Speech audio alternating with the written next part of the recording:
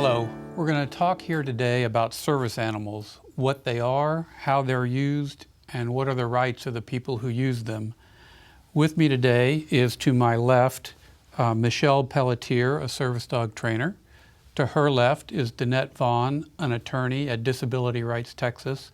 And to Danette's left is Adan Gallegos, a U.S. Army veteran and service dog user. I'm Brian East from Disability Rights Texas. Many people are familiar with so-called seeing eye dogs or guide dogs that are used for people who are blind or have visual impairments. But the terminology around service animals has changed a lot, and the way that they are used has changed a lot too. Fortunately, there is a new state law that clarifies things, and that's what we're going to be focusing on today. So let me start by asking you, Danette, if you can give us a lead-in to the new law and what it's about. The Texas state law was recently clarified and expanded under House Bill 489. It's commonly called the Bootz bill. That bill was authored by Representative Menendez. It was sponsored in the Senate by Senator Uresti, and it was signed last June by Governor Perry in San Antonio. Several of the veterans themselves took the lead in supporting this bill. One of the veterans is Adan Gallegos, who's with us here today. He appeared at the joint session to testify, and he testified before various committees about his own experience with service animals and with Bootz in particular. And both Adan and Bootz are here with us today to talk about that experience. Adan, can you tell us a little bit about why it was so important to you to work on House Bill 489? Yes, well, I got discriminated against at a store in San Antonio, and I don't want anybody, to feel the way that I felt being discriminated against. I just want to bring public awareness to the state of Texas. Did you find that happened more because of an invisible disability? I did. People aren't aware. They're used to seeing, a service animal as, somebody that is blind.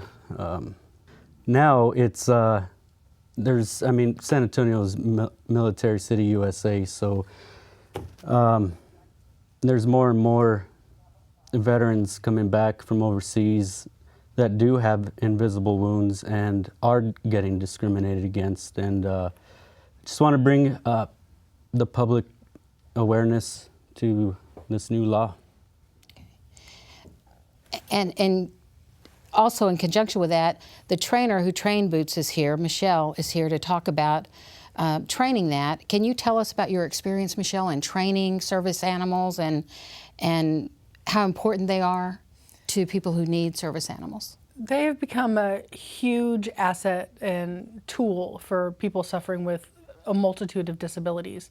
Being in San Antonio, Military USA, we've got lots of veterans who are needing service dogs for their PTSD, for their TBIs, which are traumatic brain injuries, who have mobility issues, and things that just aren't obvious, along with other types of disabilities such as being deaf, having diabetes, having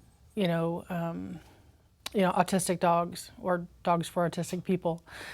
But these dogs are formed specific tasks that are important and unique to each individual.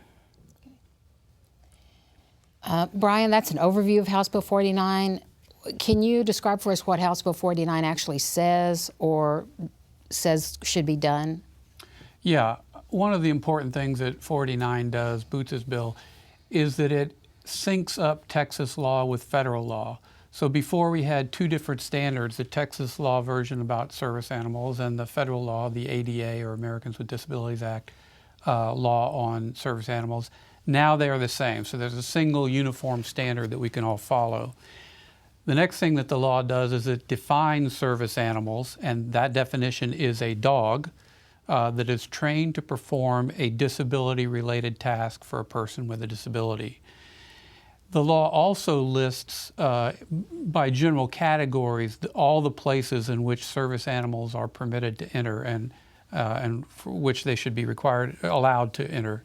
And that list is really long. It includes, for example, sidewalks, streets, taxis, buses, hotels, motels, government buildings, schools, colleges, college dorms, restaurants, almost any building that's open to the public should permit service animals to enter. You mentioned that it's dogs only that are service animals now, and I think most of us, when we think about dogs, we have an image of a service dog being a Labrador or a German Shepherd or something like that. Is it limited to that? Are there any breed restrictions on what you have for service animals? No, no breed restrictions. Any breed can be a service animal. For example, what kind of dog is Bootz, Adon? Bootz, he's a rat terrier. And how much does he weigh, for example? 19 pounds. Okay. So Bootz is pretty small, and they can be small. Okay. So Bootz is small, others are large. I know that one of the other veterans that testified, when you testified, Adon, was somebody who had a pit bull.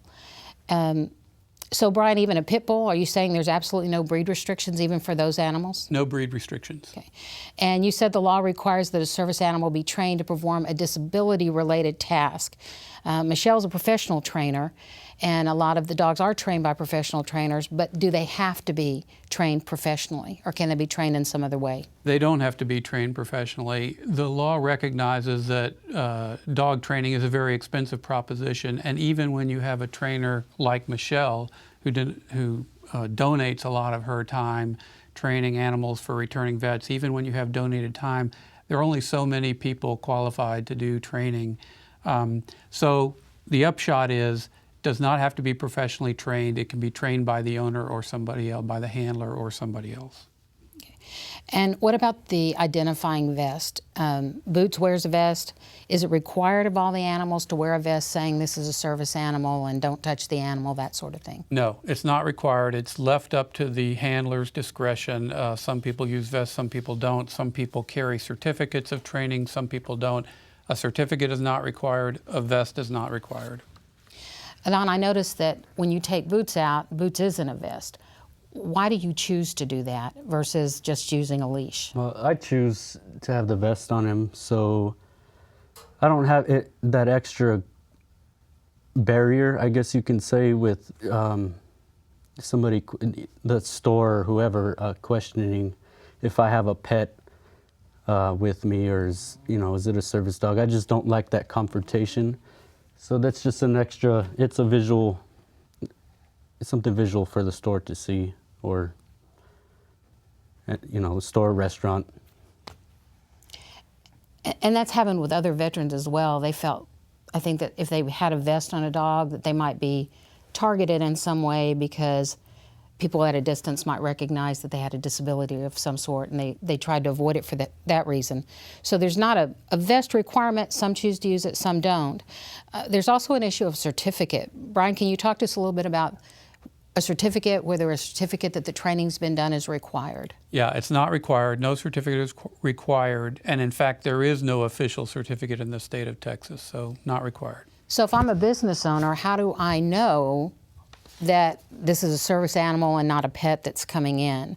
Can I exclude it? Can I ask questions? What do you do if you're the business owner? You can ask questions, but the law clarifies it here for us too. There are only two questions you can ask. The first is whether this is a service animal required because a person has a disability. And the second is, what type of work has the service animal been trained to perform? So note, no question about the nature of the disability, just those two questions. Is this a service animal for a disability, and what type of tasks is it trained to perform? And that's true whether you're talking Texas state law, whether you're talking federal law. I think the idea is that you're trying to balance between the rights of the business owner and the rights of the veteran or other person using a service dog, because that person has some privacy interests that need to be protected as well. They shouldn't be questioned a lot in public. Can service dogs be excluded at any time, Brian, from a business or from a facility? The general answer is no. There is a limited exception if the dog is not kept under the owner's control, but with trained service animals, that is an extremely rare occurrence if it ever happens. And so the general answer is no, service animals cannot be excluded.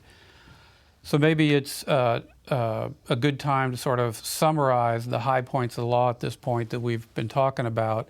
Service animals are dogs, any breed, trained to perform a disability-related task, does not have to be professionally trained, does not have to wear a vest or carry a certificate. The business can only ask the 2 questions we've talked about, and the service animal is permitted to enter the business. Again, it's important not to exclude service animals, not to expect physical proof of their status, and not to ask more than the 2 questions. So it really is important to track that law for the business owner or government office or professional office, wherever the dog is entering. So what happens if the business doesn't do right and doesn't follow these provisions, Danette? Well, that's important, especially with the new House Bill 489, because it's technically a criminal offense for somebody to exclude someone with the service animal. There's also a civil option for somebody to file a lawsuit and obtain money damages from the entity or the individual who excludes.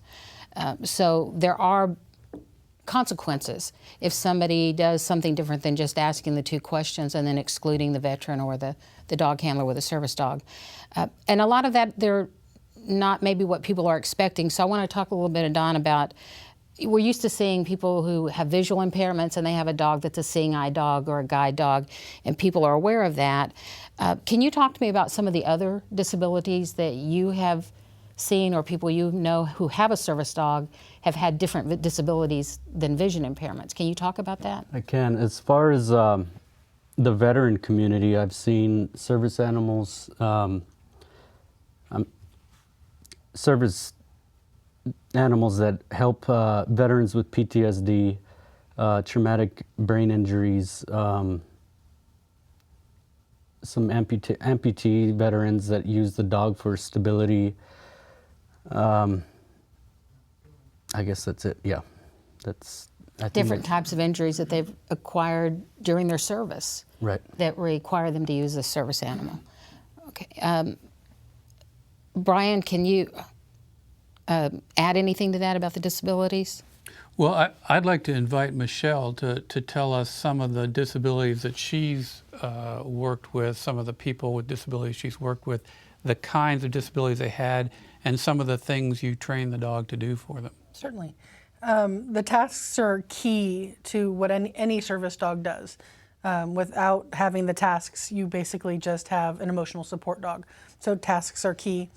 For PTSD, for example, we do a lot of things to help protect the veteran or the handler with hypervigilance, where they're completely worried by large open spaces and surroundings with lots of people. If you imagine a grocery store with all the aisles coming from multiple directions, and you are going this way and you have to wonder who's down the next aisle. We teach the dogs to walk a little bit ahead of their veteran and look down the aisle. So instead of the handler having to watch 1,800 people in Walmart, he has to watch his dog. And the dog is going to tell him if there's someone down that aisle, so he gets an awareness alert before that he encounters a stranger and gets that visceral response of shock. With a diabetes, for instance, the dog is taught to differentiate between a high reading of blood sugar and a low reading of blood sugar, and the alerts are different. So you'll have a dog that will pounce on you, for example, on your lap, if you're at your desk, when your blood sugar is dropping low, but he may have a bump alert for you if your blood sugar is getting high, so the dog is not just giving you a general, there's something wrong with your blood sugar. They're targeted to give you some very specific tasks. Dogs who are being used for PTSD or TBI or things like that will work with memory, and we'll do medication reminders. And the dog gets a dual treat for their reward or praise, depending on how they're trained. And so they will get their reward for first telling the handler that it's time to take your meds. But they don't actually get their biggest reward until that person actually physically takes the meds. And the dog gets progressively more pestering until it is taken, and then he's like, okay, I'm gonna go back and have a nap until it's time to get meds again the next time. But the variety of tasks out there are as vast as the size and breeds of the dogs that we're using.